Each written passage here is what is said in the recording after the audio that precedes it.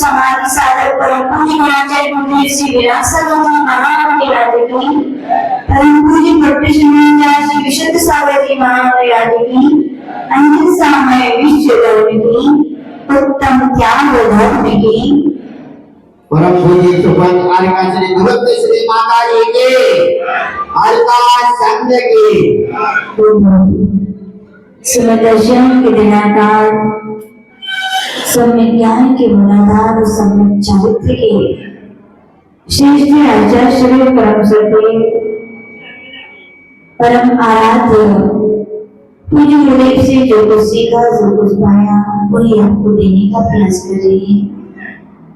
आत्मा को पवित्र बनाने वाले महापर्व प्रदर्शन की पालन लेना एक एक धर्म की व्याख्या को या कहें धर्म के एक एक अंग की व्याख्या को हम समझने और सीखने का प्रयास कर रहे हैं। और आचार्य भगवान कह रहे हैं कि उत्तम क्षमा, उत्तम मार्दव, उत्तम आर्जव, उत्तम शौच, उत्तम सत्य, उत्तम संयम और उत्तम तप की वारस क्या है? उत्तम त्याग।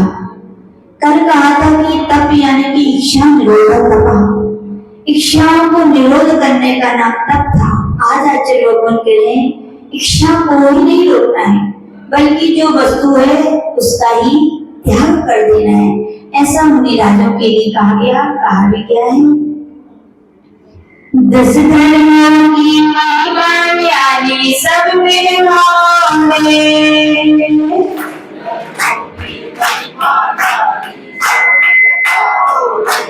10 धर्मों की महिमा न्यारी सब में होंगे,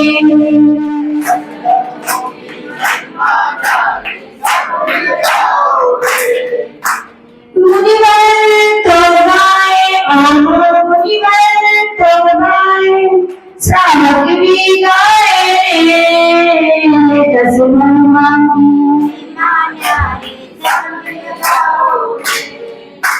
त्याग प्रकृति धर्म समर संस्कृति मर्म त्याग प्रकृति धर्म समर संस्कृति मर्म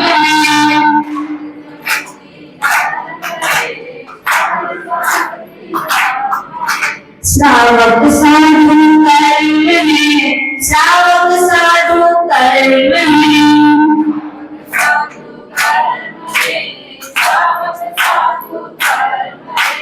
त्याग गुणों का भाग है, कर्म जोड़ का झाग है,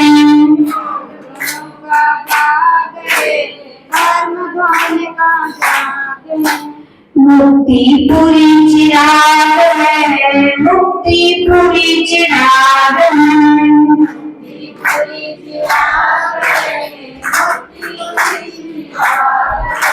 त्याग से जीवन और त्याग से जीवन ऊपर उठ जाए 10 धर्मों की महिमा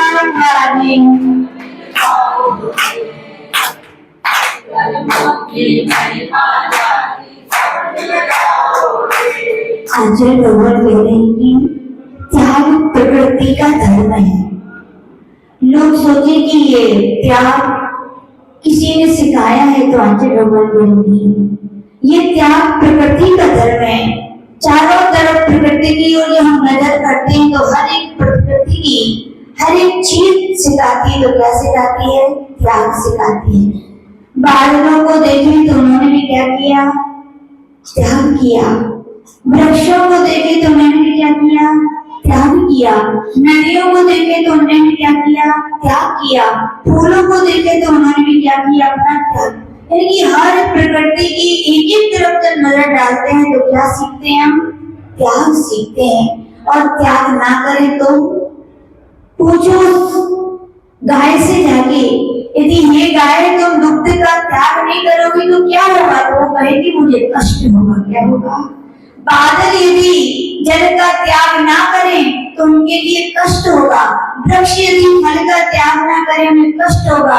नदी यदि नीर का त्याग ना करे तो क्या है, कष्ट होगा। और भी मनुष्यों से कहा जाए तो आप अपने शरीर के मल का त्याग ना करें तो क्या होगा, कष्ट, बीमारी होगी। तो आचार्य भगवान इसी कह रहे भैया त्याग क्या है, प्रकृति का धर्म है।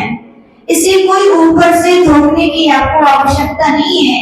आप त्याग नहीं करोगे तब तक कष्ट से मुक्ति होने वाली नहीं है। आप त्याग नहीं करोगे आपके लिए सुख की प्राप्ति होने वाली नहीं है। यानी प्रकृति हमें सिखाती है कि जीवन में क्या होना चाहिए, त्याग होना चाहिए।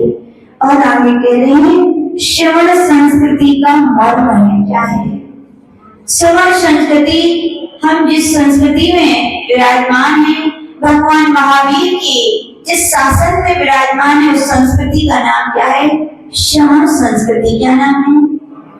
आज हम देश विदेशों में, विश्व में हमारी संस्कृति जानी जाती है तो किसके कारण जानी जाती है, केवल श्रवणों के त्याग के कारण। किसके कारण, श्रवणों के लिए दिगंबर कहा जाता है। क्या कहा जाता है, दिगंबर, यानी कि उन्होंने इतना त्याग किया, इतना त्याग किया, इतना त्याग किया कि अपने तन पर एक धागे भी नहीं रखा। इतना त्याग किया, यानी सर्वोत्कृष्ट त्याग की मूर्ति में यदि गिने जाते तो कौन गिने जाते हैं धरा पर, दिगंबर संत गिने जाते हैं। और आप कौन कहलाते हो, दिगंबर। आपकी कौन सी समाज है, आपकी दिगंबर समाज। सब अंबर ओढ़े बैठे हो फिर भी क्या हुआ, दिगंबर समाज। किस कारण, तो भैया आपके लिए दिगंबर समाज का जो तिलक लगाया जाता है वो भी लगाया जाता है तो श्रवणों के कारण। किसके कारण, श्रवणों ने त्याग किया और श्रेय किसको मिल रहा है, श्रवणों ने त्याग किया लेकिन उपहार किसको मिल रहा है, आपको मिल रहा है। तो आचार्य भगवान कह रहे हैं श्रवण संस्कृति का मर्म है, सार है। आज दुनिया के लोग पूरे विश्व में श्रवणों के लिए झुकते हैं, श्रवणों के आगे झुकते हैं, उनके लिए मस्तक झुकाते हैं, श्रद्धा से हाथ जोड़ते हैं। क्यों जोड़ते हैं, क्योंकि उन्होंने क्या किया, त्याग किया। त्याग ना करते तो क्या दुनिया के लोग उन्हें पूछते क्या, उनको मानते। तो आचार्य भगवान कह रहे हैं श्रवण संस्कृति का मर्म है।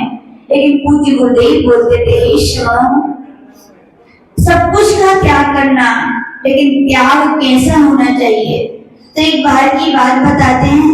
पूज्य गुरुदेव के संग में सभी प्रकार के शिष्य हैं कि नहीं, छोटी उम्र वाले हैं तो बड़ी उम्र वाले भी हैं, ज्यादा पढ़े लिखे तो कम पढ़े लिखे भी हैं। सब प्रकार के शिष्य का समूह रखते थे पूज्य गुरुदेव। तो कुछ ज्यादा एजुकेशन पर्सन के भी शिष्य हैं, सीए पढ़े, कोई इंजीनियर, कोई डॉक्टर, कोई वकील। कुछ महाराज लोग बैठे हुए थे आपस में एक दिन, और आपस में बैठे हुए थे, गोष्ठी चल रही थी। एक महाराज बोले हम इतना छोड़ के आए हैं। क्या बोले, हम इतना त्याग करके आए हैं। कोई अपनी अपनी सुना रहे थे सब, मैं इतना। एक महाराज बोले मैं इतने लाखों का पैकेज पे लात मार के आया हूँ। बोले क्या, बोले मैं इतनी दौलत पे लात मार के आया हूँ। पूज्य गुरुदेव सबकी बातें सुन रहे थे और सुनते सुनते पूज्य गुरुदेव का वहां से निकलना हुआ तो मालूम क्या बोले, बोले भैया तुमने लात तो मारी लेकिन बोले लग नहीं पाई। बोले क्या, बोले तुमने लात तो मारी लेकिन लग नहीं पाई। बोले क्या मुझे समझ में नहीं आया। बोले लग जाती तो आज तुम्हारे मुख से शब्द नहीं निकलते। यानी कि तुमने लात मारी, त्याग किया, लेकिन बाहर से त्याग किया, अंदर से त्याग नहीं किया। अंदर से त्याग किया होता तो तुम्हारे शब्दों से नहीं निकलता कि मैंने इतना त्याग किया, फिर उसका भी तुम त्याग करके आते कि मुझे ऐसा बोलना ही नहीं है। पूज्य गुरुदेव कहते थे त्याग धर्म सांप की कंचुली के त्याग के समान नहीं है। कि जैसे सांप ऊपर से कंचुली का त्याग कर देता है उसका नाम क्या, त्याग धर्म है। बोले ना, त्याग होता है वह रंग से त्याग किया है तो अंतरंग से भी क्या होना चाहिए, त्याग होना चाहिए। अंतरंग में जो त्याग किया है उसके संकल्प विकल्प भी अंतर में आने नहीं चाहिए। क्योंकि आपने इच्छा निरोधा तपा, आपने आसक्तियों का क्या कर दिया है, त्याग कर दिया है। त्याग करते हैं आप लोग, 10 लक्षण चल रहे भी नहीं। कई लोग का हरी सब्जी का त्याग होगा, है ना, होगा कि नहीं? यहाँ लोग कम करते हैं। बुंदेलखंड में ये परंपराएं हैं कि 10 दिन तक व्यक्ति हरी सब्जी हरे फल कुछ नहीं खाते। तो क्या करते हैं, बोले 1 महीने पहले से, कितने महीने पहले से, 1 महीने पहले से बोले क्या करते हैं, बोले भैया, बोले करेला सुखा रहे, बोले क्या सुखा रहे, टमाटर सुखा रहे, बोले क्यों, कचरिया सुखा रहे, बोले क्यों, बोले 10 दिन खाना नहीं है। तो आचार्य बोलते थे भैया आपका तो ये ऊपर से त्याग किया, आसक्तियां तो बनी रहेगी नहीं। एक बार मुझे गुरुदेव अपनी ये घटना सुनाते थे जब वो मोटी अवस्था में थे। उनका चतुर्मास निमाज में चल रहा था। आपके राजस्थान में निमाज सुना हो, लाड़ू के पास, भावनगर गुजरात के पास निमाज है। बोले वहां चतुर्मास चल रहा था। चतुर्मास में 10 लक्षण के पर्व चल रहे थे और आचार्य का एक जगह पड़गान हुआ। क्या हुआ, पड़गान हुआ। उन्होंने थाली दिखाई, बोले ये सब्जी है, ये है। आचार्य का हरि का त्याग था तो आचार्य ने सब सब्जी हटवा दी। नंबर आया किसका, कड़ी का। तो आचार्य बोले हूँ, बोले महाराज नींबू की कड़ी, किसकी कड़ी है? तो आचार्य बोले हूँ हटाओ, बोले हाँ महाराज, बोले हूँ क्या हटाओ, बोले हाँ हरी नहीं है, बोले नींबू की कड़ी हरी नहीं है मतलब, बोले ये नींबू की है लेकिन हरी नहीं है। बोले क्यों? बोले महाराज हमारे जो सेठ जी है ना, उनको कड़ी बड़ी प्रिय, राजस्थान वालों को तो वैसी बड़ी प्रिय है कड़ी, कछू बने या ना बने लेकिन कड़ी तो चाहिए। बोले इनकी आदत है, ऐसे ही बिटिया थी क्या? बोले कछू खाएं, कछू भी बनाए लेकिन कड़ी तो सेठ जी को चाहिए। बोले कड़ी भी चाहिए और वो भी काहे की चाहिए? बोले नींबू की चाहिए। और 10 लक्षण में भी हरी खाते भी नहीं है। बोले हरी खाते नहीं है, कड़ी भी चाहिए। बोले फिर कैसे हुई?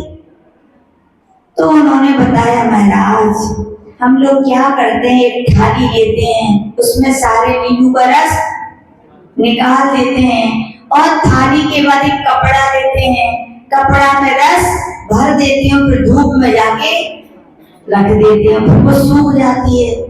बोले रोज बोले वही कपड़ा पानी में धो देते हैं, बोले से बस कड़ी बन जाती है। आप लोग बस सीख लेना, लेकिन मतलब ऐसी कड़ी। तो आचार्य जी बोलते भैया अच्छा है तुम सीधे से नींबू ही खा लेते, इतना उल्टा टेढ़ा हाथ करके क्यों खाया? यानी कि त्याग धर्म कहता है कि भैया आसक्तियां क्या है, नहीं होनी चाहिए। आसक्ति है तो ही साधकों आपका त्याग धर्म क्या है, वास्तविकता में त्याग नहीं है।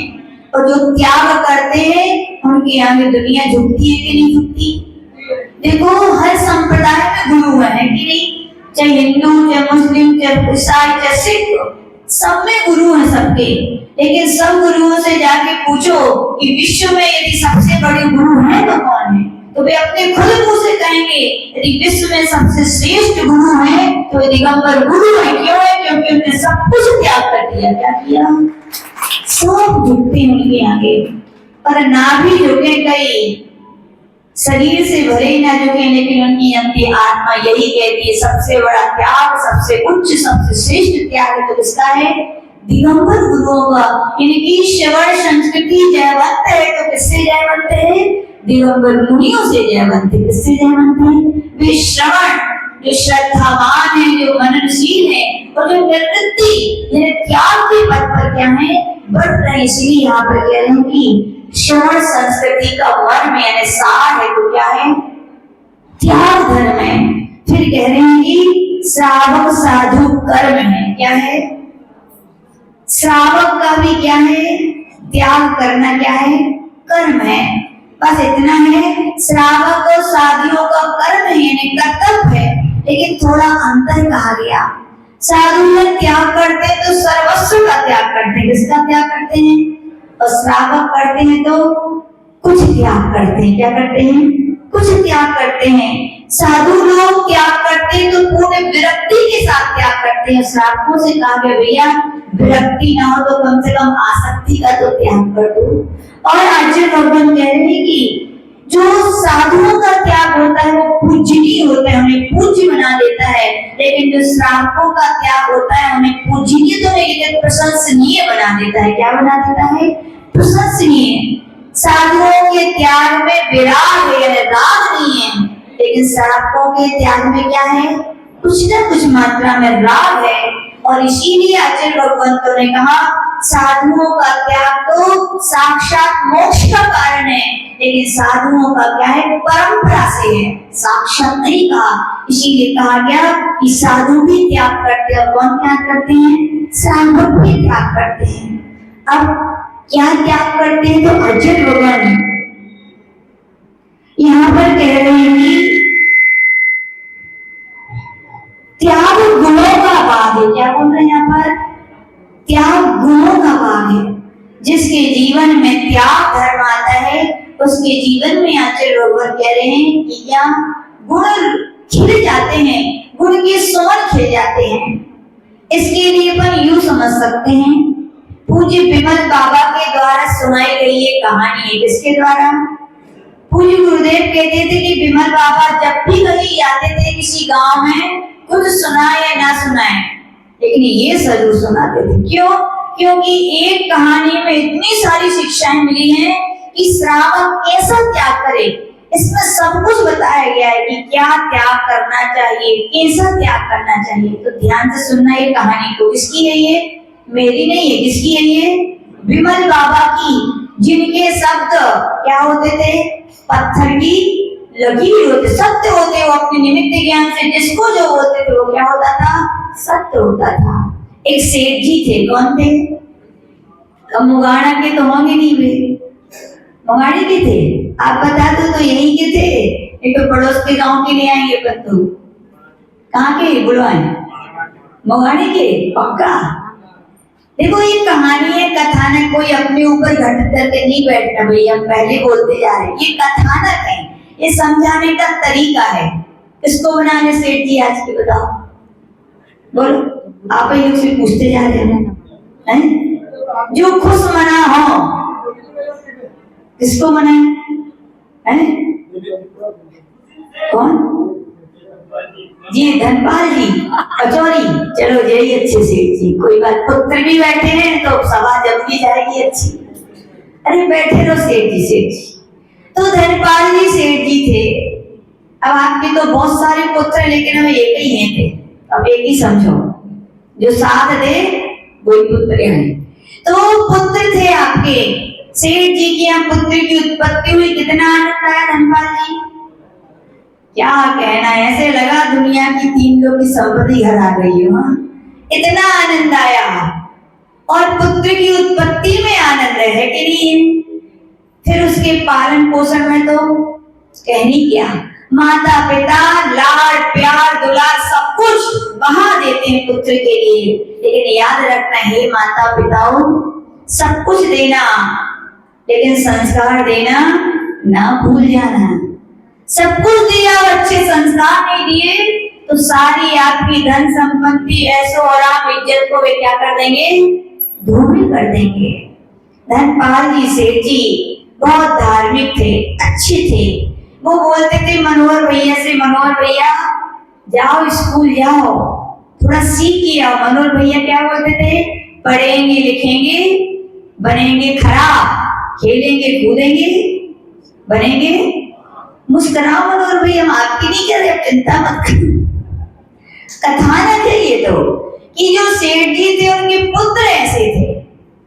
तो बोले, ऐसा बोलते थे खूब। उनके पिताजी ने कहा भैया कुछ धर्म की बातें सीख लो, कुछ अच्छी बातें सीख लो। लेकिन मनोहर भाई सेठ जी के पुत्र क्या कहते थे? कहाँ सीखना पिताजी, आप तो हो। बोले क्या बोले? यहाँ के बहुत सारे भैया हैं। हमने कहा भैया अभिषेक करने आया करो, पूजन करने आया करो। पिताजी है ना माता जी, क्या बोलते हैं? है ना रीतिश भैया? बोले पिताजी तो आते हैं। बोले अच्छा। बोले जब भोजन का नंबर आता तब क्यों थाली लेके बैठ? बोल दिया तो पिताजी ने खा लिया ना, तब नहीं कह पाते अपन। एक बार एक भैया से कहा भैया अभिषेक पूजन क्यों नहीं करते? बोले हमारे यहाँ की परंपरा है माता जी की। क्या परंपरा है? बोले जब तक दादाजी थे तब तक पिताजी नहीं करवे जाते उसे। हम कि अच्छा तभी क्या चाहते तुम कि पिताजी जल्दी स्वर्ग जाएं तो दुआ नंबर लग जाए हम। याद रखना पिताजी को या बड़े बुजुर्गों को कब आनंद आता है? बेटा कमाई करके आए तब नहीं, पिताजियों को बड़े बुजुर्गों को तब आनंद आता है। लेकिन धार्मिक होना चाहिए पिताजी, वे ऐसे ही तो क्या कहें। यदि धार्मिक माता पिता हैं तो याद रखना पुत्र लोगों, माता पिता को प्रसन्न रखना है तो उनके जीते जी अच्छे काम करना सीख जाओ, अच्छे आदर्शवान बन जाओ तो कितना आनंद आता है बोलो। आता नहीं है एक पिता को कि मेरा पुत्र मेरे सामने मंदिर जाने लगे, पूजन करने लगे, अभिषेक करने लगे। पूछो उन पिताओं की छाती फूल के इतनी बड़ी हो जाती है। लेकिन जिनके पुत्र कहे कहे पर भैया जाओ जाओ, क्या हो जाता है? इतना समूह रह जाता है, कितना सा। इसलिए भैया पिता से भी कहना चाहते हैं बचपन से संस्कार दो, और पुत्रों से भी कहना चाहते हैं अपने पिता का नमक क्या करो बजाओ, उनका खाया है तो इससे ही खुश होंगे कि आप क्या करें, धार्मिक क्रियाएं करें। तो लेकिन वे सेठ जी के पुत्र तो हर बात में मना करते थे, करते रहो मना।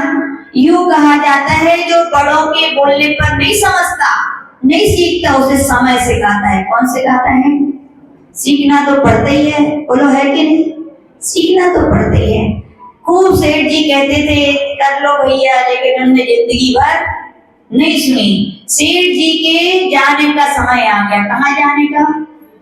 कहाँ जाने का धनपाल जी? समझ जाओ, जाने तो है, उसमें क्या। बोले ऊपर जाने का समय आया। एक दिन अंतिम समय चल रहा था, उन्होंने बेटा को बुलाया। बोले बेटा तुमने मेरी जिंदगी भर नहीं सुनी, इसका मुझे बहुत बड़ी पीड़ा है। बोले याद रखना जो बेटे जो बेटियां नहीं सुनते ना अपने माता पिता की, बहुत बड़ी पीड़ा होती है माता पिताओं को। वो आपको दिखा नहीं पाते बस, लेकिन पीड़ा बहुत होती है। उन्होंने कहा कि मुझे बहुत बड़ी पीड़ा है कि तुम मेरी नहीं सुनी तुमने, लेकिन मैं चाहता हूँ अब मैं जा रहा हूँ, कम से कम अंतिम समय तो मेरी क्या करो, बातें कछू मान लो। पुत्र थे आखिर क्या थे? बोले ठीक है पिताजी, जीते जी नहीं सुनी, लेकिन अब आप जा रहे हो, अब जो कहोगे वो क्या हम करेंगे। और ज्यादातर ऐसे ही होता है, जब हाथ में संपत्ति रहती तो उसकी वैल्यू नहीं देती, जब छूटने लगती है तो उसकी कीमत सामने आती है। इसलिए आप लोग ऐसा मत करना भैया।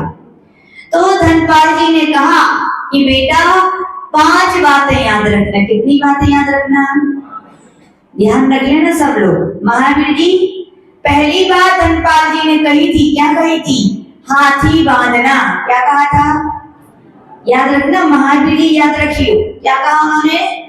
हाथी बांधना।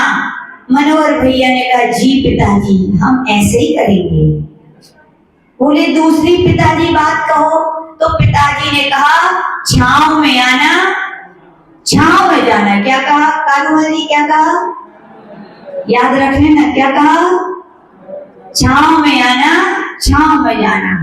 पिताजी तीसरी बात कही, हम दूसरी बात को भी शब्द सह पालन करेंगे। पिताजी ने तीसरी बात कही, क्या कही? मीठा भोजन करना। क्या कहा धनपाल जी? छोटे वाले धनपाल जी क्या कहा? मीठा भोजन करना। जी पिताजी ऐसे ही होगा। चौथी बात कहिए, चौथी बात क्या कही? बोले दे करके लेना नहीं। क्या कहा? क्या कहा वर्दी चंद जी? दे करके लेना नहीं। जी पिताजी ऐसे ही करूंगा। पिताजी कहिए अंतिम क्या बात है? तो कहा बेटा छोड़, बांध करके छोड़ना नहीं। क्या कहा दिनेश जी? क्या कहा? याद रख लेना, जिससे जो जो बात कही उन्हीं से भी पूछने वाले थोड़ी देर बाद। तो उन्होंने कहा जी और पिताजी रमोगान में सुना पाए थे कि नहीं? याद रखना, जिनने अपने बच्चों को बचपन में रमोगान नहीं सिखाया, वे बच्चे आपको अंतिम समय के रमोगान सुना पाएंगे क्या? जिन बच्चों को बचपन में या युवावस्था में आपने मंदिर का रास्ता नहीं दिखाया उंगली पकड़ के, विश्वास है कि वे बच्चे समय से घर ही ले जा पाएंगे? विश्वास है कि अंतिम समय में किसी माता जी महाराज जी के पास ले जा पाएंगे? नहीं ले जा सकते भैया। इसीलिए जिनको अपना अंत सुधारना है वे अपने बच्चों का प्रारंभ सुधार दें। क्या करें? जो अपने बच्चों का प्रारंभ सुधारेंगे, विश्वास रखना उनकी क्या सुधरेगा? अंत सुधरेगा। नहीं तो अंत सुधरने वाला बहुत मुश्किल है, असंभव नहीं कहेंगे। पता नहीं आपका पुण्य भरत चक्रवर्ती जैसा लग जाए, लेकिन सबका ऐसा नहीं होता। इसीलिए कहा गया क्या देना चाहिए? संस्कार देना चाहिए। एक घटना सुना है, हम लोग सलेहा में थे, श्री क्षेत्र है, एक बहुत पुराना सपना जिला है, चंद्रमास चल रहा था वहां। अभी वो अंकल आए भी थे। आप लोग जानते हैं विचित्र बातें वाले महाराज सरवास सागर जी, आज विष्णु सागर जी के शिष्य हैं, उनकी विचित्र बातें आती है, मोबाइल पे बहुत चलती है उनका चैनल। वो महाराज के पिताजी एक दिन आके सुना रहे थे, बोले माता जी रात में बहुत तबीयत खराब हो गई, ऐसा लग रहा था कि अब तो बचने वाले नहीं है। बोले सब घर के लोग सो रहे थे।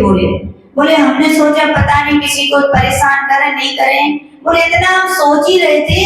बोले मेरा 1.5 साल का नाती, कितने साल का? 1.5 या 2 साल का होगा। बोले वो आ गया मेरे पास। कौन आ गया? और उसने मेरी हालत देखी, मालूम क्या बोला?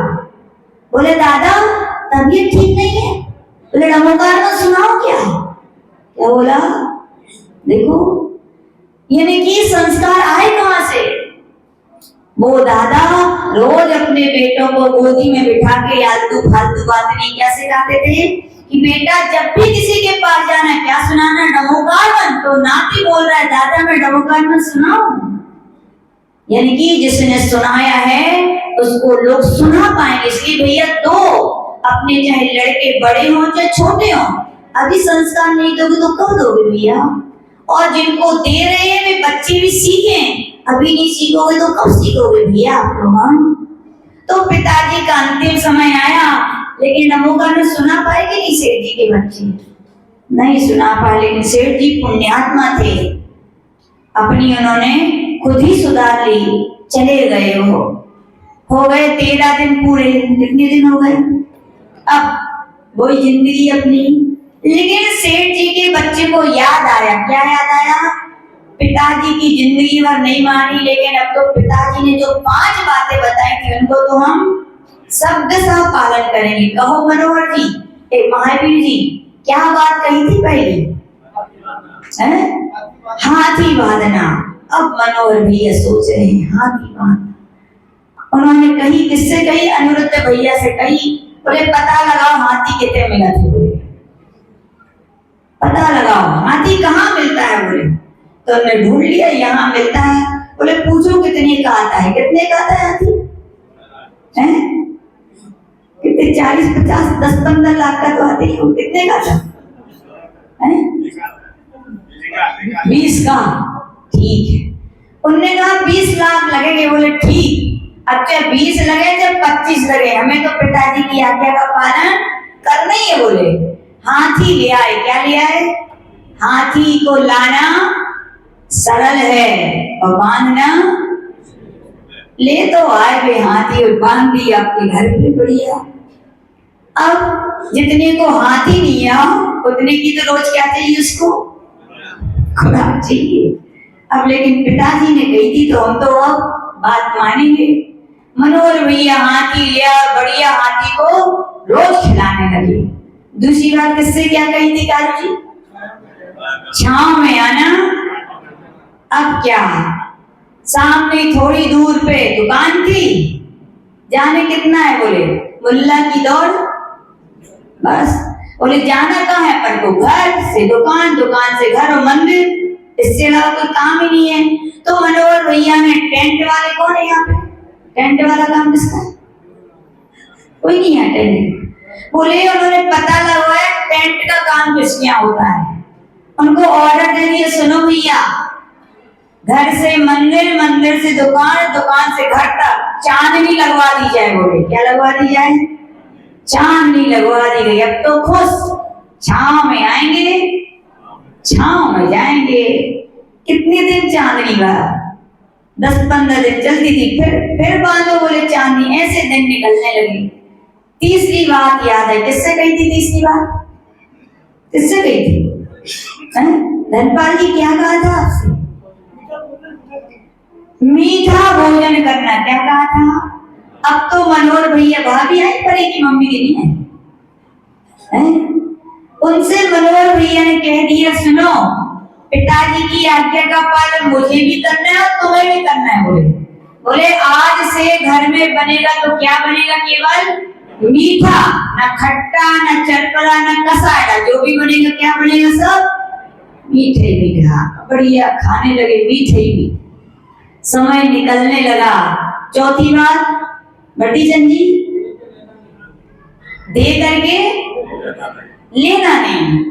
अब भी सोच रहे थे दुकान पे बैठे बैठे, दे करके लेना नहीं। जितने ग्राहक आए सबको देते जाएं, लेने का कोई।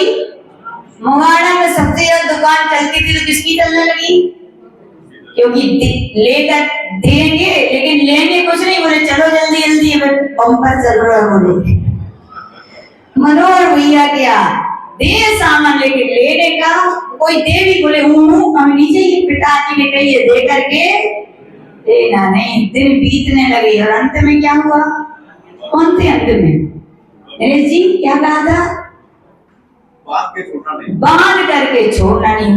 4 में तो दिमाग चल गया, लेकिन 5 में समझ में नहीं आ रही थी क्या किया जाए। बहुत सोचा क्या किया जाए, समझ में नहीं आई। एक दिन क्या हुआ?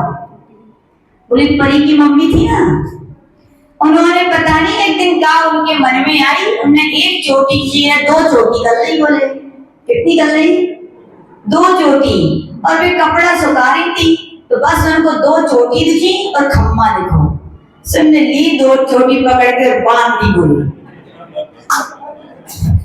और वे खूब कह रही भाई क्या कर रहे हो आप? देखो क्या कर रहे हो, छोड़ो। बोले पिताजी ने कही ये बांध करके। अब क्या हुआ? अब वे भाभी तो परेशान हो गई, सुबह से शाम हो गई तो रोने लगी खूब तेज। वहां से निकले, कौन निकले? धनपाल जी आपके सबसे प्रिय मित्र कौन से हैं यहाँ पे बताओ?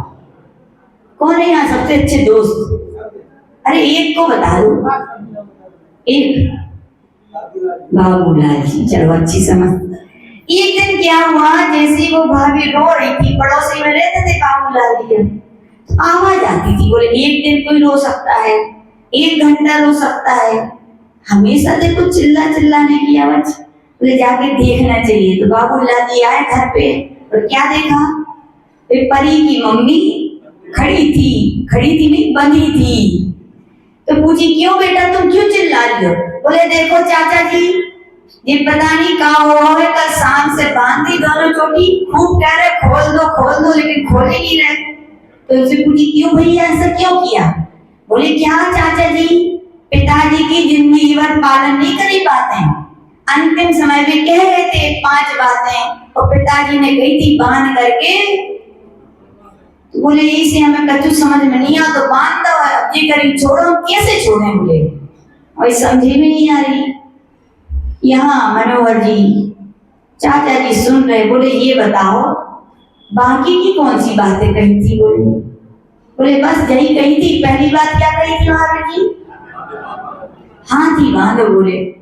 बोले चाचा हाथी तो ले आए, जितने को हाथी नहीं आ, बोले 1 महीना हो उसको खिला के पूरी तिजोरी खाली हो रही। बोले तो चाचा हंसने लगे। बोले अच्छे समझदार मोड़ा मिले। बोले तुम संस्कारवान। बोले और क्या कहा? दूसरे क्या कहा था? छांव में आना। बोले चाचा बहुत परेशान है, सही बता रहे हैं।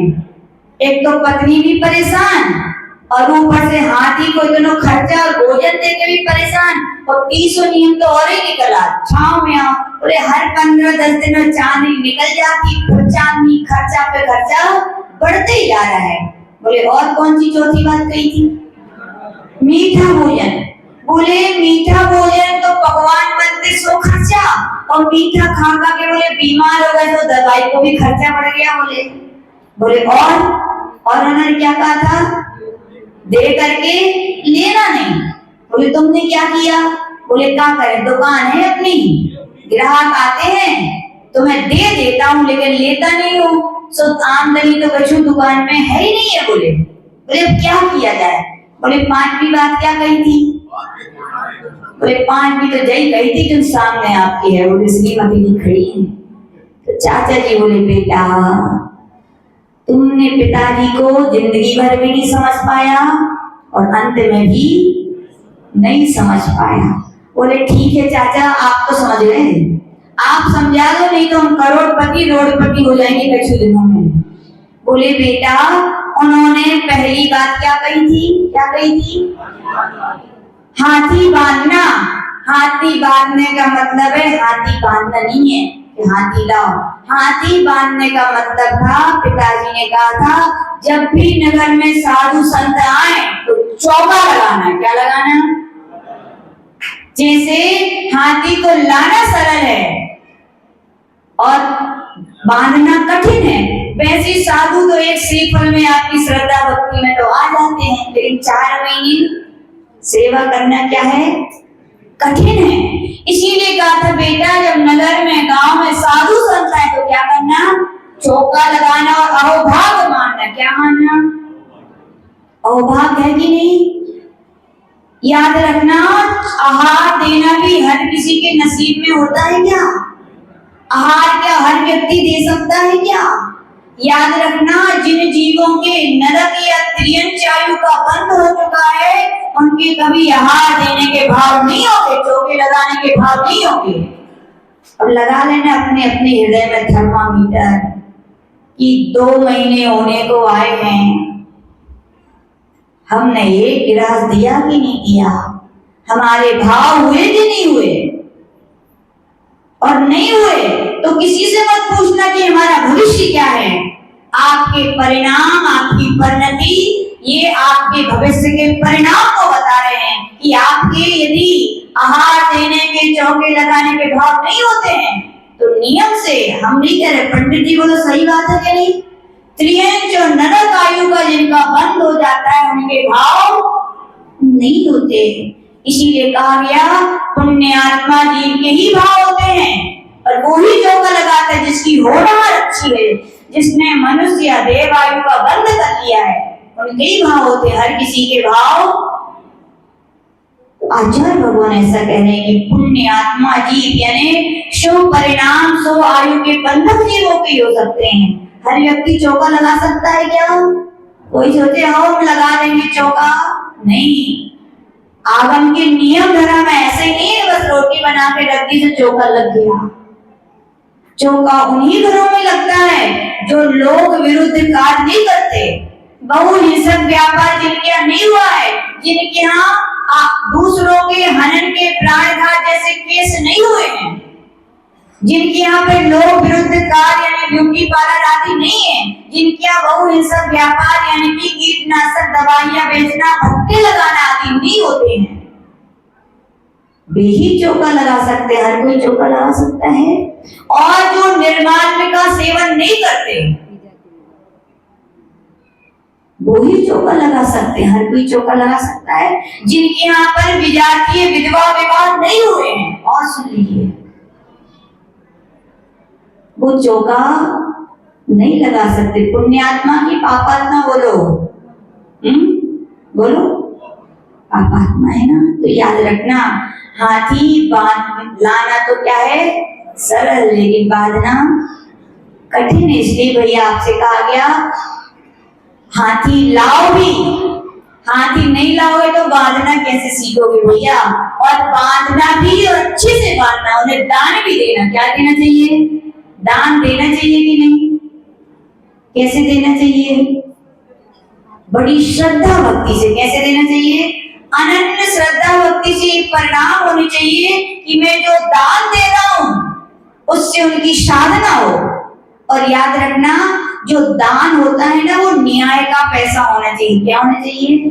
अन्याय का दिया हुआ दान पैसे का खरी रसायन माता जी महाराज जी के भी परिणामों को खराब कर देता है। एक बार एक ऐसी आती है कहानी, एक बार एक मुनि महाराज जी आहार करने गए, आहार करने के बाद घर में उनको कुछ दिखा और उनके परिणाम हो गए। क्या हो गए कि मैं इसको ले जाऊं उठा के, और देखो परिणाम हुए। कोई साधु की है ऐसी घटना, वो साधु उठा के ले गया और ले गया। वो भी सोच रहा था मैं तो साधु, मैं ऐसा क्या किया। और फिर क्या हुआ, भोजन के बाद वे गए बाहर और वहां से होके आए। अपने आप परिणामों में क्या परिवर्तन आ गया कि मैं तो साधु हूं, मैं तो ये सब कर ही नहीं सकता। और वे उस सामग्री को उसको लौटाने दे रहे, भैया ये तुम्हारे सामग्री में ले गया था। लेकिन उस साधु उसने पूछ लिया, भैया तुम्हारे यहाँ धंधा क्या होता है। तो उन्हें सीधी सीधी बता दी, बोले महाराज हम तो चोर हैं। क्या है? अब कोई छोटे चोर होते हैं, कोई अब सोच लो आप लोग कौन से हो। अन्याय का पैसा साधुओं की साधना में कार्यकारी हम लोग भी क्यों करते। कभी कभी किसी के यहाँ से हार करके आते, इतना मन लगता है, इतना मन विशुद्ध होता है कुछ नहीं, और कभी कभी इतनी थकान लगती मन ही नहीं लगता। हम लोग तो समझ जाते हैं, तुम कहो या ना कहो, तुम्हारा भोजन तुम्हारे आहार की सामग्री बोल रही है कि किसका पैसा है। इसलिए साधु जन कहते भैया न्याय का पैसा कमाओ। किसका कमाओ? और न्याय का ही खिलाओ तो क्या कहलाएगा? दान कहलाएगा। तो समझ में आई मनोहर भैया? हाथी बांधना यानी क्या? आहार देना। कभी भी दूसरी बात क्या कही थी? छांव में आना। बोले चाचा बताओ कैसी कही थी छांव में? बोले छांव में आना, छांव में जाना यानी कि मतलब है हमारे यहाँ सच्चे देव, सच्चे साथ, सच्चे गुरु कहे गए हैं, जिन्हीं हमारे लिए पूजनीय है। इनके अलावा और भी जितने दुनिया में लोग हैं वे हमारे भगवान नहीं है, वे हमारे गुरु नहीं है, वे हमारे शास्त्र नहीं है। यानी कि उनकी छांव में ही रहना। इसकी छांव में रहना, उनकी श्रद्धा करना, उनकी पूजन करना, उनकी भक्ति करना। इसका मतलब क्या है? छांव में आना। और दूसरी भी, यदि हमारे घर में हमारे माता पिता हैं, कौन है? उनकी किसमें रहो? अपन छत्र छाया में रहो। किसमें रहो? खुश नसीब होते हैं जिनके क्या होते हैं? माता पिता। मानते हो कि नहीं? यदि नहीं मानते तो पूछो जिनके बचपन में चले जाते हैं, पूछो जाके। जिनके होते हैं उनको उनकी कीमत नहीं होती। आजर्शी हमेशा बोलते थे लोग खुश रहने के लिए, दुआएं चाहिए के लिए दुनिया के लोग संतों के पास जाते हैं, आशीर्वाद दो, दुआ दो कि हम फले फूले। दुनिया के देवी देवताओं के पास जाके सिर टकाते हैं। और आचार्य बोलते थे दुनिया के देवी देवताओं को प्रसन्न करने की आवश्यकता नहीं है। बोले क्यों? तुम्हारे माता पिता ही तुम्हारे घर में सबसे बड़े देवी देवता हैं, उनको प्रसन्न करो। वे प्रसन्न हैं तो पूरे देवी देवता प्रसन्न हैं। यदि घर के माता पिता ही प्रसन्न नहीं है तो दुनिया के देवता को कितना भी प्रसन्न कर लोगे, प्रसन्न आपसे हो पाएंगे क्या? इसीलिए कहा गया वृद्ध माता पिता की क्या करो भैया? सेवा करो, सौभाग्य मान के। क्या मान करके? खुशी मान करके। हमारा सौभाग्य है। क्यों? क्यों आपकी उन्होंने नहीं की क्या? बोलो। बूढ़े हो जाते हैं माता पिता, बीमार हो जाते हैं तो सफाई करने का नंबर आता है तो मुंह टेढ़ा करते हैं, हम गिलानी करते हैं। यदि बेचारे कहीं थूक दें धोखे से तो चार बातें पर सुना देते कि नहीं? याद करो बचपन आपका, जब आप तो पूरे घर में गंदगी कर देते थे तो साफ करते थे कि नहीं? बोलो। सोचा करो ये बातें। वो तो कितने अंतिम समय कितने ज्यादा से ज्यादा कोई बीमार होगा तो महीने भर बीमार रहेगा बेड पे। तुम्हारे तो कितने बचपन से लगभग 3 साल तक तो करनी पड़ती है कि नहीं? 4 साल तक बच्चों की कि नहीं की उन माता पिता ने? बोलो। तुम्हारे सब एक हैं लेकिन उनके तो 4-5 बच्चे थे। कितने थे? उन्होंने 4-5 को पाल के बड़ा कर दिया। तुम 4-5 मिलके एक को नहीं सुधार पा रहे उनकी जिंदगी। इसलिए भैया ध्यान रखना, छांव में आना मतलब माता पिता को देवी देवता के समान पूज्य मान करके उनकी भी सेवा करके अपना बुढ़ापा सुधार लेना, क्योंकि नंबर आपका भी तो आएगा। बोलो आएगा कि नहीं आएगा? अपनी भी सोचो कि हम जैसा करेंगे वैसा ही हमें सब महिलाओं से भी कह रहे, खाली मनोहर भैया को नहीं सिखा रहे हैं। मनोहर भैया तो दृष्टांत है, बाकी हम सबसे कह रहे हैं जिन जिन के घर में माता पिता हैं, आप भाग्यशाली हो कि आपके ऊपर आपके माता पिता की छत्र छाया है। दुनिया वाले तो गाड़ियों पे लिखवाते हैं पिता की छाया माँ का प्रेम, और तुम्हें तो मिल रहा है भैया, तो क्या करो उसके लिए? उनकी छत्र छाया में रहो, उनको प्रसन्न रखो। वे प्रसन्न है, वो जो आशीर्वाद देंगे, जो दुआ देंगे भैया, वो दुनिया में कोई और नहीं दे सकता। ध्यान रखना, तो माता पिता देते हैं। तुम लाख भी काम बुरे करोगे, लेकिन माता पिता कभी एक बार भी तुम्हारे साथ बुरा करेंगे क्या? नहीं। तुम्हारी लाख गलतियों को छोड़कर के भी मैं तुम्हें अच्छी शिक्षा देंगे। क्या देंगे? देंगे कि नहीं? इसलिए ध्यान रख लेना, छांव में आना, छांव में जाना। तीसरी बात क्या कही थी धनपाल जी? मीठा भोजन करना। बोले चाचा जल्दी बता दो, पेट बड़ो खराब रहते। बोले जब से कहीं मीठो ही मीठो खाते हैं। बोले मीठा भोजन का मतलब है मीठो मीठो नहीं है कि इमरती रसगुल्ला और रसमलाई खाते रहो बस। मीठा भोजन का मतलब है अपन जैन है। क्या है बेटा? अपने यहाँ का कुलाचार है। क्या है कि हमारे यहाँ जैन कुल में अभक्ष्य नहीं खाया जाता। हमारे यहाँ कंदमूल नहीं खाए जाते। खाए जाते हैं क्या? बोलो। तुम जानो या ना जानो, लेकिन दुनिया जानती है कि जैन ना आलू खाते, ना प्याज खाते, ना लहसुन खाते। बोलो सत्य है बात की नहीं? यदि नहीं होता तो ट्रेन में प्लेन में जैन फूड की व्यवस्था नहीं होती। दुनिया जानती है कि जैन लोग ये नहीं खा रहे हैं, और आपके घरों में जाके देखा जाए तो आजू जी बोलते थे जैसे सारे श्रावक महराज माता जी का हार देखने आते हैं ना, तो महराज माता जी सफर कर रहते हैं। ऐसे ही हर महाराज माता जी को में लगता है ऐसी आज्ञा देनी चाहिए कि भगवान को सब घरों में जाके देखो ये क्या खाते हैं।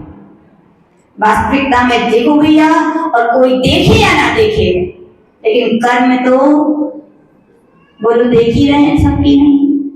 आप जैन हो भैया, क्या हो? आप ये सब चीजें नहीं भी खाओगे तो क्या जीवित नहीं रह पाओगे? बोलो। लेकिन आप इन चीजों को खाओगे तो कंदमूल में अवश्य पदार्थ में जो जीव है, बताओ जिंदा रह पाएंगे क्या? बच्चे लोग पेपर्स खाते हो क्या? लेस है ना, बड़े शौक से मम्मी पापा दिला भी देते हैं। बोले लो बेटा। बोले मम्मी कुछ खाना है? बोले घर में तो डब्बा देखो खाली है। घूमने जा सकते हैं, किटी पार्टियों में जा सकते हैं, महिला मंडल की मीटिंग में जा सकते हैं, लेकिन बच्चों के लिए नाश्ता बनाने का अपने पास टाइम नहीं। जाओ बेटा, कुरकुरे का और लेस का पैकेट ले लियो, खा लियो। कभी माइक्रोस्कोप लगाना और नहीं हो तो आपके सबके हाथों में क्या है आजकल? मोबाइल। सर्च कर लेना उसको, और आजकल तो सर्च भी नहीं करना, बोलना ही पड़ता है फैसिलिटीज है, तुरंत तो खुल जाएगा वो। और वो प्रैक्टिकल दिखा रहे हैं कि लेस के चिप्सों को ऐसा चूरा करो और स्लाइड्स पर रखो, देख लेना आप लोग। ऐसे कीड़े बड़े बड़े चलते दिख रहे हैं उसमें। क्या खा रहे हो, क्या खिला रहे हो अपने बच्चों को? बोलो। कहेगा कोई आप माता पिता हो? बोलो। आप भी देखो भैया, और बच्चों को दिखाओ कि हम जैन हैं। मीठा भोजन करें। कैसा भोजन करें? और बाजार की गुपचुप भी तो हमने सुनाई देती खुशी। घर के आइटम अच्छे नहीं लगते, लेकिन बाजार के वही अच्छे लगते। वही चाट, वही समोसा, सब वही अच्छे लगते, लेकिन घर के अच्छे अब कैसे अच्छे लगे? हमने बताया था घर में न की आइटम में ना पसीना है। अब समझ जाओ आप लोग, तो अच्छे लगे कहाँ से? वही अच्छे लगते हैं। तो आचार्य बोला नहीं भैया, अपन जैन है। क्या है? गौरव मानो। पर क्या है? देखो हमने उत्तम माधव के दिन बताया था ना, दुनिया के वैज्ञानिक क्या, हिंदू साधु क्या, माउंटेन्स क्या, सब अपने भगवान से प्रार्थना करते हैं कि मेरा जन्म हो तो कहाँ हो? जैन कुल में हो। और आपको तो मिल गया, और आप पालन नहीं कर रहे हो। वो अच्छे की आप अच्छे? बोलो बोलो। और आपको मिल गया और आप पालन नहीं कर रहे हो, आपको मिल पाएगा क्या? विश्वास है क्या? इसलिए भैया जीने के लिए खाओ, खाने के लिए मत जियो। क्या करो? जीने के लिए खाओगे ना तो शुद्ध दाल रोटी में भी काम चलेगा कि नहीं चलेगा किशोर जी? फिर आलू खाने पड़ेंगे क्या? प्याज? जिंदगी भर का त्याग तो हो जाएगा, फिर आज से हो जाएगा ना त्याग, पक्का डन। ऐसे होते भव्य आत्मा जी। जब तक नहीं मालूम था, और याद रखना कंदमूल क्यों खाने मना किए जाते, कभी सोचा आपने? पूछो अभिषेक भैया, बोले माता जी कंदमूल क्यों खाने मना किया, लौकी क्यों नहीं त्याग करने पड़ती कहती हैं आप? तुरई क्यों नहीं कहती, परवल क्यों नहीं कहती, करेला क्यों, कंदमूल ही क्यों कहते हैं आप लोग? याद रखना आचार्य नेमिचंद महाराज अपने गौमरसार जीव कांड ग्रंथ में कह रहे हैं कि उसको आलू ले लो या गाजर कुछ भी ले लो, आपको जो कंद है उसके लिए सुई समझते हो, कपड़े सीने वाली, उस सुई को उस आलू में चुभो। बताओ सुई के ऊपर कितना आलू आएगा? बहुत छोटा सा आएगा ना कण उसका। आचार्य नेमिचंद भगवान कह रहे हैं उतने आलू में बोले असंख्यात अंडर हैं। क्या है असंख्यात? उस असंख्यात अंडरों में से एक अंडर लो। क्या लो? उन असंख्यात अंडरों में असंख्यात कुलवी हैं। क्या है? उन असंख्यात कुलवी में से एक कुलवी लो, उसमें असंख्यात आवास हैं। उन असंख्यात आवासों में से एक आवास लो। कितना लो? उतने बोले निगोदिया शरीर हैं, और एक निगोदिया शरीर लो, उसमें अनंत अनंत निगोदिया जीव है भैया। यूं ही नहीं त्याग करने को जबरदस्ती में कहा है, आपकी भलाई के लिए कहा जाता है। आप कर्मों से ना बंधो, आप इतने जीवों की हिंसा के अधिकारी ना हो। आप तो दाल रोटी से पेट भर सकते हो, क्यों जीवों से पेट भर रहे हो उनका हनन करके? और पूछो कौन पूछेगा? इससे पूछे, पूछो अनिल भैया हाथ जोड़ के कि माता जी में आलू में जीव में कौन है? पूछो।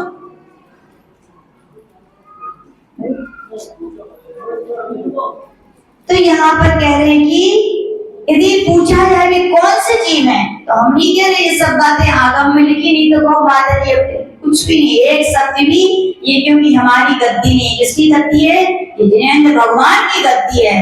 हम तो थोड़ी देर के लिए उनकी बातें जो कान में आज किसी ने रिकॉर्ड की तरह भर दी हैं तो सुनाते जा रहे, बाकी हमारे इसमें कुछ नहीं है भैया। आगम में लिखा वे आलू में जो जीव हैं वे कौन है आपके? कभी आपने सोचा कितने सारे आलू हैं, है कि नहीं है? कितने सारे हैं, हिसाब नहीं है। इतने सारे आलूओं में मुगाड़ा में बे आलू क्यों आए? मुगाड़ा के बाजार में इतनी सारी दुकानें लगी है कि नहीं? आप एक ही दुकान पे क्यों जाते हो, अन्य दुकान पे क्यों नहीं जाते? आप उस दुकान के ठेले में से भी कुछ कुछ ही आलू क्यों लाते हो, बाकी के आलू क्यों नहीं आते आपके यहाँ? और उन आलूओं में से भी घर में इतनी सारी सब्जी बनती है, आप थोड़ी क्यों खाते हो, बाकी क्यों नहीं खा पाते?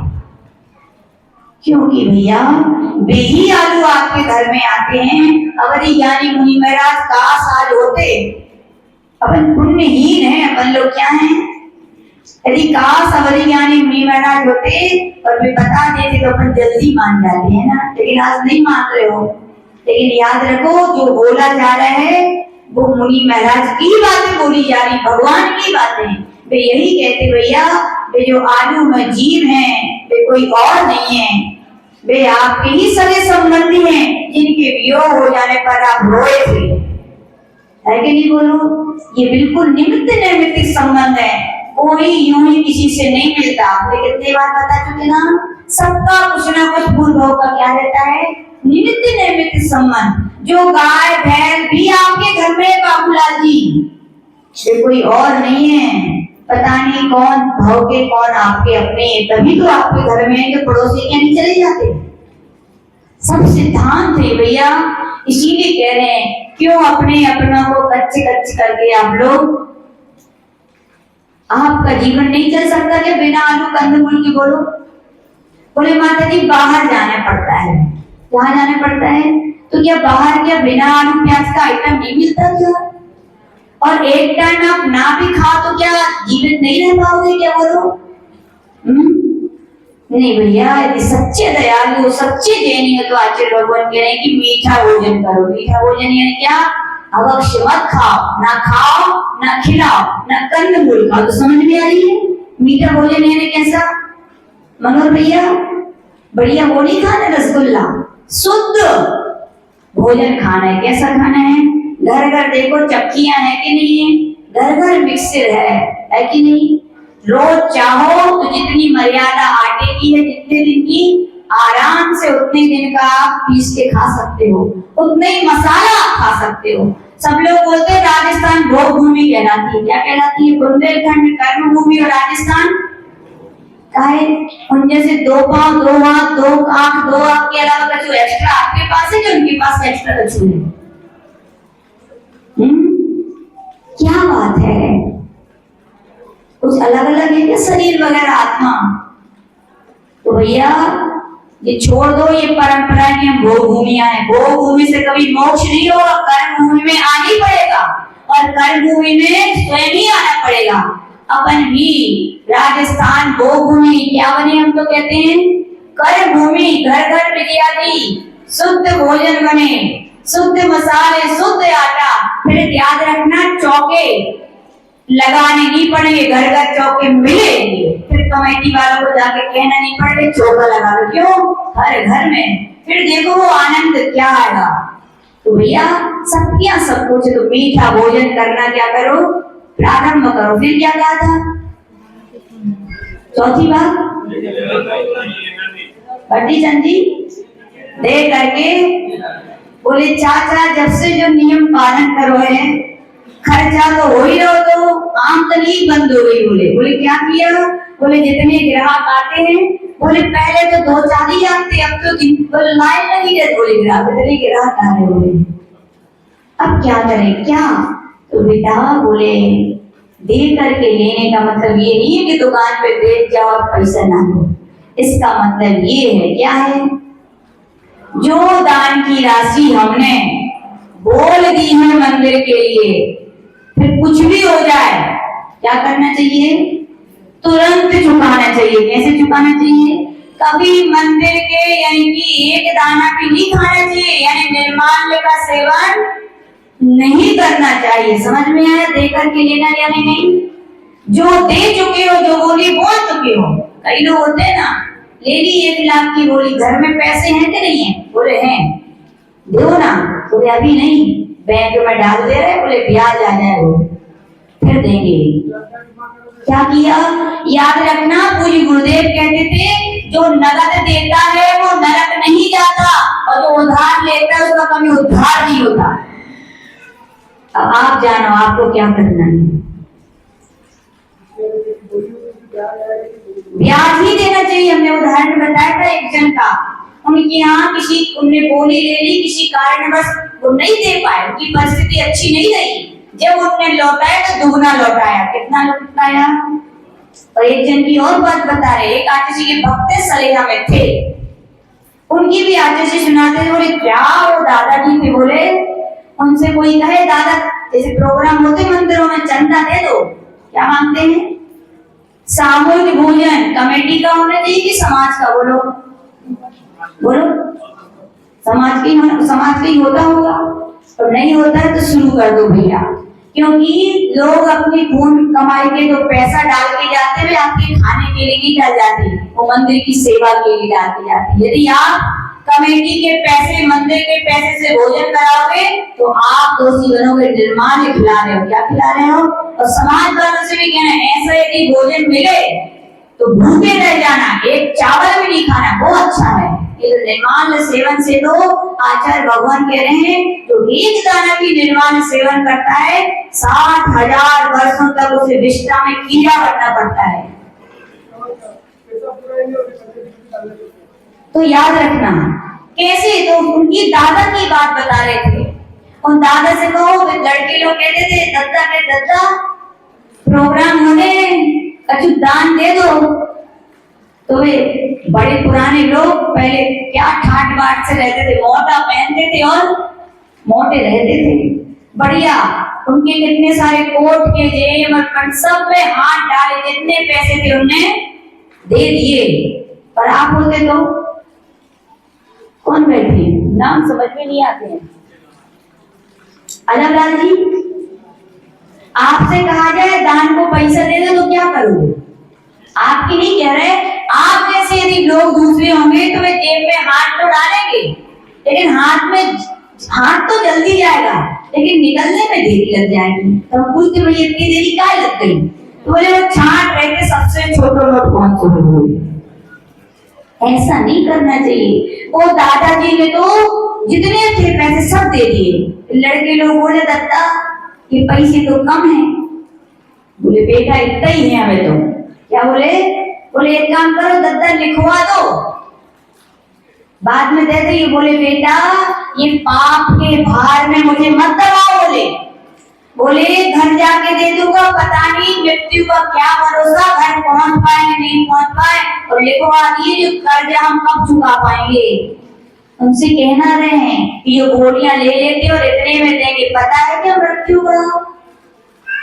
पर आपने नहीं चुका पाया तो चुकाना नहीं पड़ेगा कि आप क्या सोच रहे हो कि गोली ले ली और हम ऊपर स्वर्ग सिधार गए कि कौन सिधार गए तो चुकाना नहीं पड़ेगा।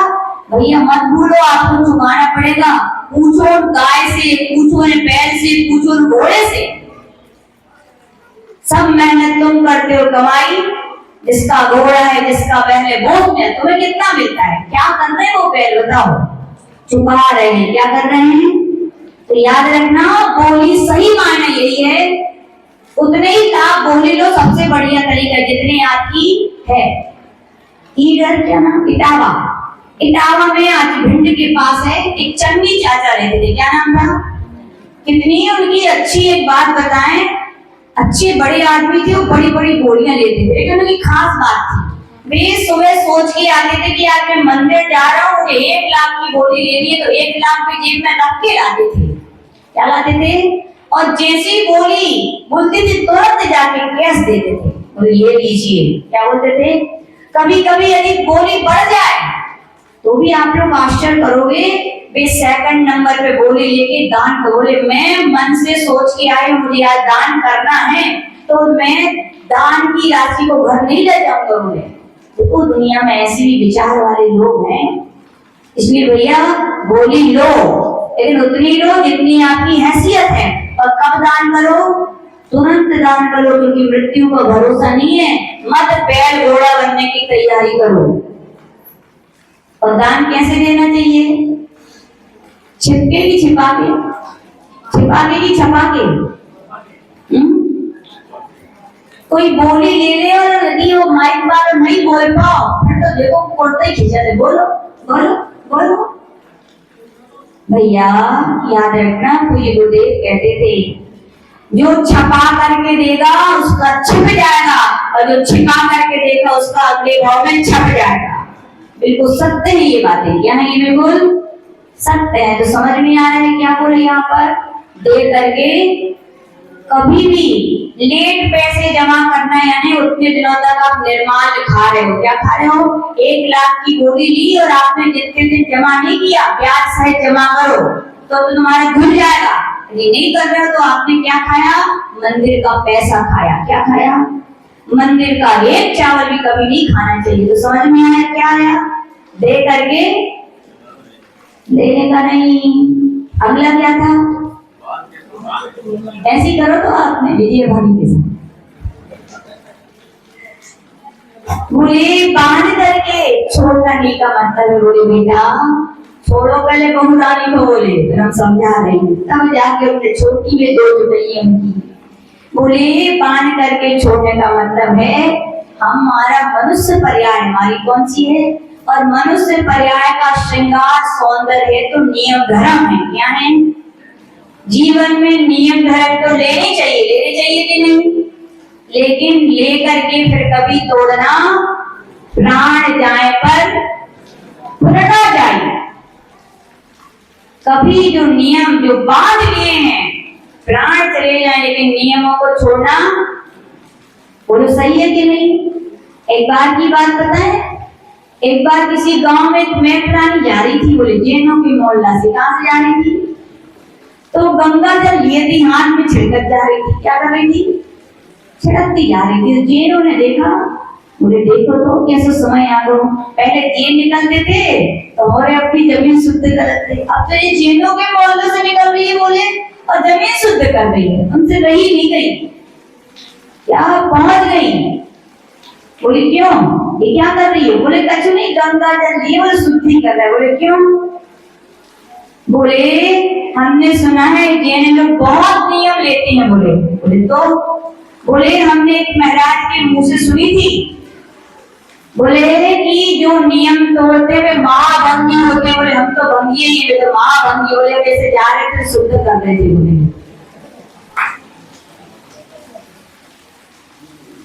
नियम लेके तोड़ना, कई लोग और होशियार है, बोले ऐसे तो माता जी नियम लेते ही नहीं है। बोले तो याद रखना, नियम नहीं लेना भी पूरे मनुष्य जीवन को व्यर्थ करना है। क्या करना है? जीवन जिससे श्रृंगार है, नियम व्रत ही अपने मनुष्य लोग के क्या है? श्रृंगार। नियम व्रत करने चाहिए कि नहीं करने चाहिए? कितने लोग व्रत करते हैं? हाथ ऊपर करो, छोटे मोटे कोई भी करो हाथ ऊपर। और बाकी के लोग जो स्वर्ग का टिकट कटा के आए हो ना, भैया कर लो। छोटे छोटे व्रत हैं, आकाश पंचमी है, रोग तीज है, 10 लक्षण के 10 दिन है। आज कर लो, को यदि भंजन ना किया हो जिन्हें, आज है दूध रसी व्रत। आज केवल दूध की आइटम बढ़िया बढ़िया खाओ, दूध पी लो, दिन भर निकाल दो, एक व्रत हो गया। इतने सस्ते में और का मिलेगा, पेट भर के खाओ। क्या होना चाहिए जीवन में? लेकिन क्या होना चाहिए? सब लोग सोच लेना। देखो राजस्थान के लोग तो बहुत ताकतवर होते हैं, हमने तो देख लिया, हमारे सबसे ज्यादा उपाय राजस्थान की माता जी करती है। इनकी बहुत आप लोगों में स्टैंडर्ड है। किया करो उपास, नियम धर्म, बांधा करो। क्या बांधा करो? किसको किससे बांध रहे हो आप अपनी अमली शुभ पर्याय को बांध रहे हो भैया। याद रखना, व्रत नियम पालन करना फालतू नहीं है। जो व्रत नियम पालन करते हैं यानी कि उन्होंने अपनी अच्छी पर्याय को बांध लिया, अब आपकी दुर्गति होने वाली नहीं है। इसलिए भैया नियम सब लो, सब कुछ ना कुछ नियम लिया करो, व्रत किया करो। नहीं करोगे तो भी खराब है, और करो तो कैसे करना? प्राण जाए पर। छोटे छोटे त्रियंग प्राणियों ने नियम लिए, शियाल ने कि रात्रि भोजन नहीं करूंगा, प्राण दबा दिए, लेकिन पानी भी नहीं पिया। क्या नहीं पिया? आप लोग तो रात्रि भोजन कैसा त्याग करते हो?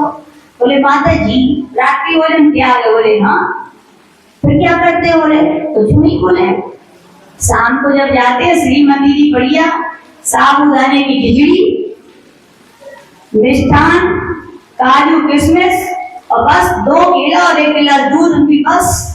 और फिर तो खाने भी देते हैं। वे अच्छा था तुम 2 रोटी खा लेते बेचारी श्रीमती जी, तो सारा परेशान हो रही है रात में।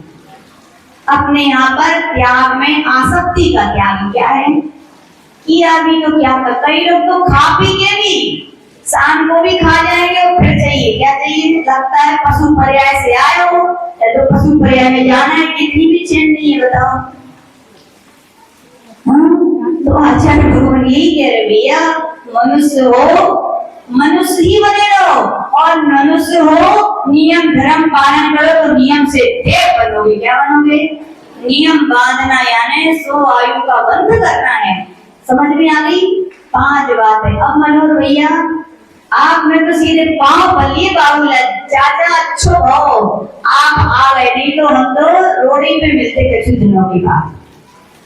अब इसमें त्याग क्या हुआ? इसमें त्याग अब सुनिए क्या हुआ। पहला नियम क्या था? हाथी बांधना का मतलब है अपने नियम होने चाहिए।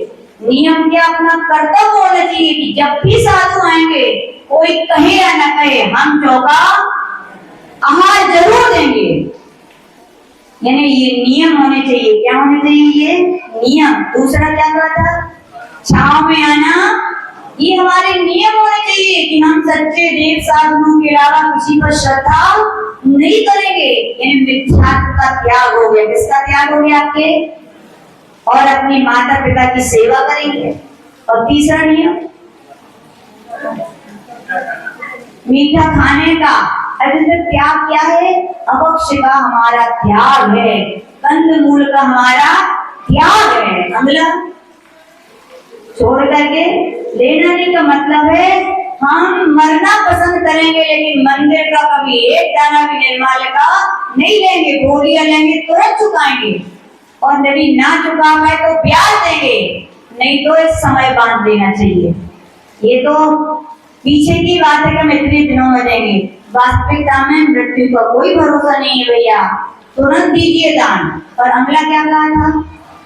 मान करके, यानी कि अपने नियम जो पढ़ने लिए व्रत लिए हैं उनको कभी हम तोड़ेंगे नहीं। यही तो हो गया उत्तम त्याग धर्म भैया। इसीलिए कहा गया त्याग गुणों का भाग है। क्या है? एक नियम लेते हैं तो इतने सारे नियम ऑफर में मिल जाते थे।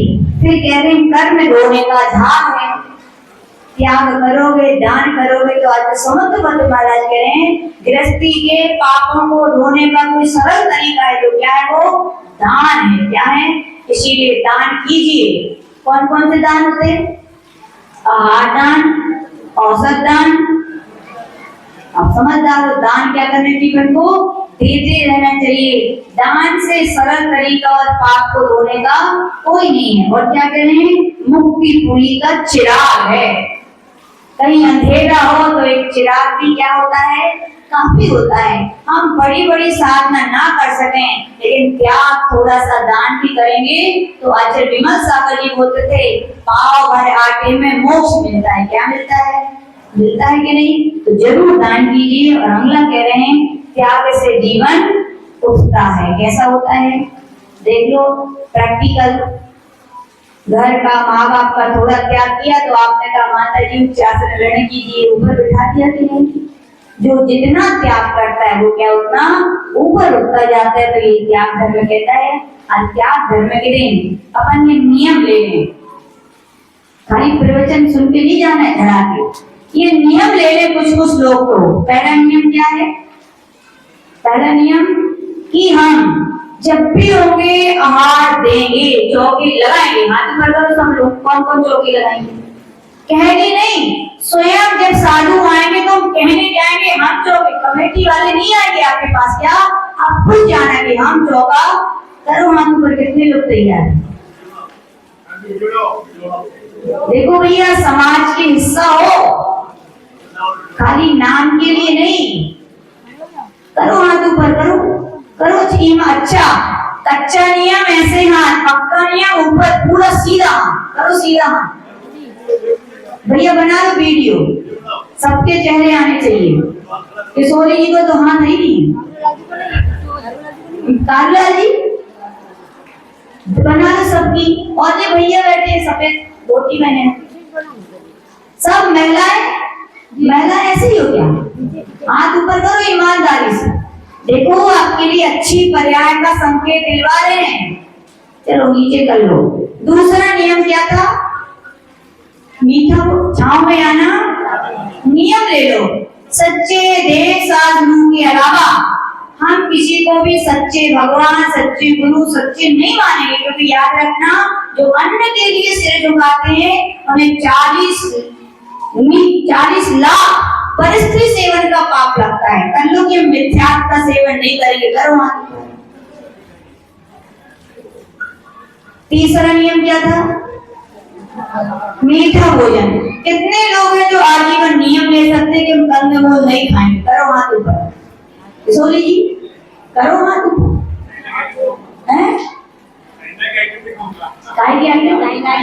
चाइना नहीं, आलू कंद। चाइना तो गया पीरियड, आज चल रहा है दूसरा पीरियड कंदमूल का। महावीर जी कितने और अपने परिवार वालों को खाओगे? कर लो हाथ। मनोहर भैया पिताजी ने जिंदगी भर कही तो नहीं समझ पाए, वास्तव में समझ लो। देखो थोड़ा तकलीफ होगी मानते हैं, लेकिन आप देख रहे हैं ना उन जीवों की रक्षा, अभयदान। आलू नहीं खाना, कंदमूल नहीं खाना, यानी उतने जीवों को आपने अभयदान दे दिया। क्या दे दिया विष्णु भैया? क्या आपने की नहीं है? आजीवन। सभी कंदमूल में सब आ जाते हैं, गाजर, मूली, शकरकंद, सब। देखो कर लो हाथ, कोई बात नहीं। देखो जबरदस्ती नियम नहीं दिए जाते। जिसकी होनहार अच्छी है, जिसका भविष्य अच्छा है, वो ही ताकत आपा। जिसकी होनहार अच्छी नहीं है, उसके भाव नहीं होंगे। फिर अगला नियम क्या था? निर्माल्य सेवन नहीं करेंगे। करो हाथ ऊपर। कि मंदिर का कभी एक दाना भी नहीं खाएंगे, भूखे रहेंगे। और बोली के पैसे कोशिश तुरंत ही चुकाने की करेंगे। करो हाथ ऊपर। कोशिश नहीं करनी है, आपके पास क्या कमी है? जिसके यहाँ प्रॉब्लम है आप कमेटी वालों को बताइए, नहीं है तो तुरंत जमा कीजिए। अगला क्या था? व्रत नियम संयम लेंगे। करो हाथ ऊपर कि हम अब से, अभी तक तो नहीं किए लेकिन कोई ना कोई छोटे मोटे व्रत करेंगे। हाथ ऊपर करो। ये भैया देखो एक बैठ, अच्छे ऊपर करो पूरा हाथ। हम पता लगवा लेंगे सबके यहाँ श्रीमती जी से कौन कितने नियम व्रत दे रहे हैं। तो आज का वास्तविक दाम है उत्तम त्याग धर्म क्या हुआ? सार्थक हुआ। विश्वास रखना आचार्य विमल बाबा ने कहा है। किसने कहा? ये हमने नहीं कहा, विमल बाबा ने कहा। उनकी बात यदि आप मानोगे तो विश्वास रखना आपकी कभी दुर्गति नहीं होगी। नियम से आपकी कौन सी गति होगी? सुगति होगी। इसी भावना के साथ जोड़े सी परम पूज्य गणाचार्य गुरुदेव विलास सागर जी महामहिला जी। चलिए जाप करेंगे। ओम ह्रीं उत्तम त्याग धर्मांगाय नमः। ओम ह्रीं उत्तम त्याग धर्मांगाय नमः। ओम ह्रीं उत्तम त्याग धर्मांगाय नमः। जो भी उत्तम त्याग धर्म की। आज दोपहर में पूजन है।